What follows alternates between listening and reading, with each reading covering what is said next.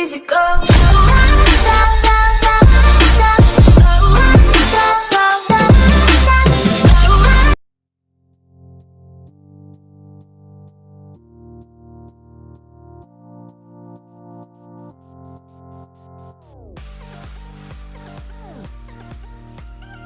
Assalamualaikum teman-teman, perkenalkan nama saya Naufal Agni Ananda, dari Fakultas Keguguran Ilmu Pendidikan Universitas Sriwijaya.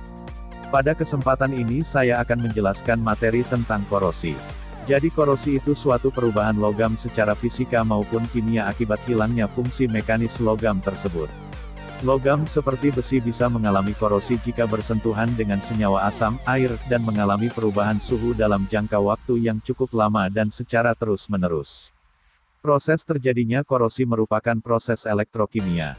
Elektrokimia adalah proses terjadinya reaksi redoks, reduksi oksidasi, secara spontan. Contohnya, korosi pada besi akan membentuk oksida besi Fe2O3, Se2O.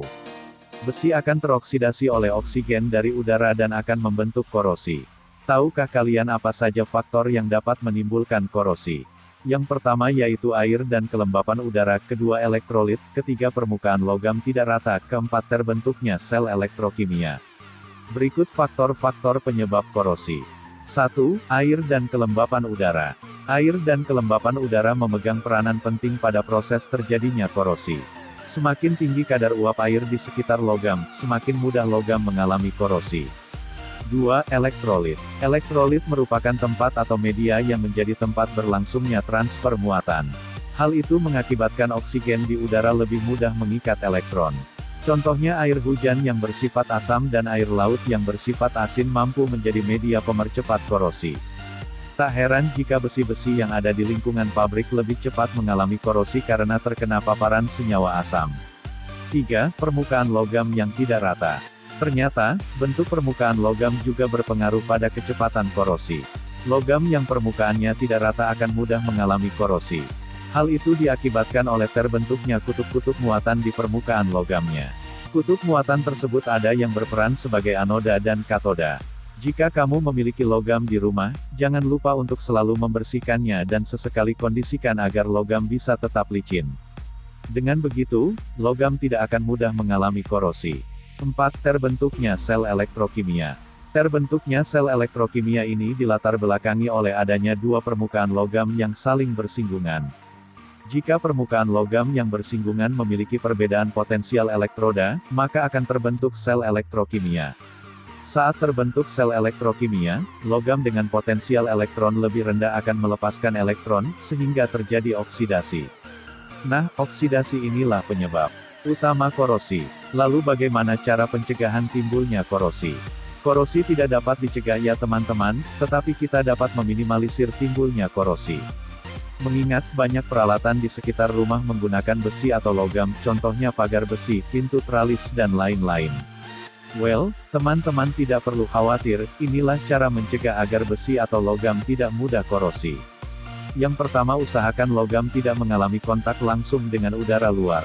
Bagaimana caranya? Dengan membuat lingkungan di sekitar logam bebas oksigen, yaitu mengalirkan gas karbon dioksida. Selanjutnya, jika cara pada poin pertama terbilang susah, masih ada nih cara lain, yaitu dengan melakukan pengecatan. Melalui pengecatan, permukaan logam tidak akan bersinggungan langsung dengan udara luar yang mengandung oksigen dan uap air. Dengan demikian, logam tidak akan mudah mengalami korosi. Ketiga, menggunakan elektroplating, yaitu melapisi permukaan logam secara elektrokimia.